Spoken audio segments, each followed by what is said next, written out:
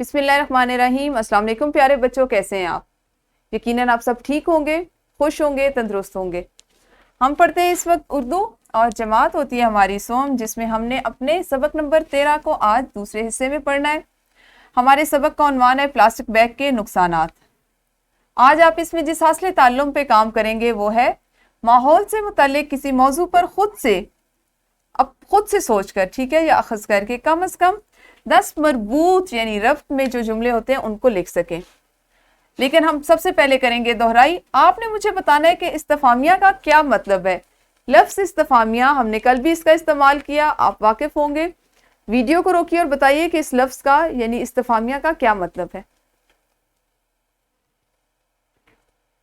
جی یقیناً آپ سب نے دہرائی تو کر لی ہوگی۔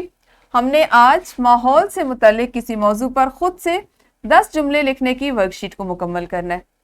ورک شیٹ کرنے سے پہلے آپ ایک انفرادی سرگرمی کریں گے۔ آپ نے اپنے سبق کو جو ہے پلاسٹک بیگ کے نقصانات، اس کو پڑھنا ہے۔ ابھی جب آپ ویڈیو کو روکیں گے تو آپ نے سب سے پہلے اس کو پڑھنا ہے، سبق کو اچھی طرح پڑھیں، اس کو سمجھیں، اور اس کے بعد آپ اس سبق سے کیا آپ نے نتیجہ اخذ کیا اس کو 10 نکات کی صورت میں آپ نے اپنی کاپیوں پر تحریر کرنا ہے۔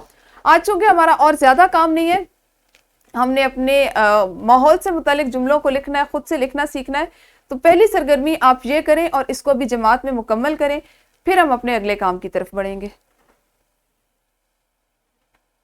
جی یقیناً انفرادی سرگرمی تو آپ سب نے کر لی ہوگی۔ آپ کے لیے جو ورک شیٹ بنائی گئی ہے وہ یہ ہے کہ اپنے ارد گرد ماحول میں آپ کیا دیکھتے ہیں، آپ کے نزدیک صفائی کی کیا صورتحال ہے، یعنی آپ کی گلی میں، آپ کے محلے میں کیا پانی کے نکاس کی جو نالیاں ہیں وہ ٹھیک ہیں یا ٹوٹی ہوئی ہیں، ان کی کیا صورتحال ہے، مزید کچرے کا کیا کتنے ادھر ڈھیر لگے ہوئے ہوتے ہیں، یا روزانہ کی بنیادوں پہ وہاں صفائی کی جاتی ہے، اور اس طرح کی چیزیں کون سی چیزیں ہیں جو ماحول کو گندا کر رہی ہیں، اور اس میں بہتری کس طرح آ سکتی ہے۔ آپ نے 10 جملوں میں یہ تمام چیزیں تحریر کرنی ہے۔ یہ ایک بہت دلچسپ ورک شیٹ ہے یا سرگرمی ہے جس میں آپ نے سوچنا ہے، اپنے ارد گرد کے ماحول پر غور کرنا ہے، اور اس کے بعد اس ورک شیٹ کو کرنا ہے۔ یہی ہمارا آج کا کام تھا۔ ورک شیٹ یہ ہے جو آپ نے گھر سے کر کے لانی ہے۔ آج آپ اس کو جماعت میں نہیں کریں گے کیونکہ ہر بچے نے اپنے ارد گرد کے ماحول کا مشاہدہ کر کے اس ورک شیٹ کو مکمل کرنا ہے۔ تو کل ہم اپنے سبق کو اگلے حصے میں پڑھیں گے۔ اس وقت تک آپ سب اپنا خیال رکھیے۔ اللہ حافظ، شکریہ۔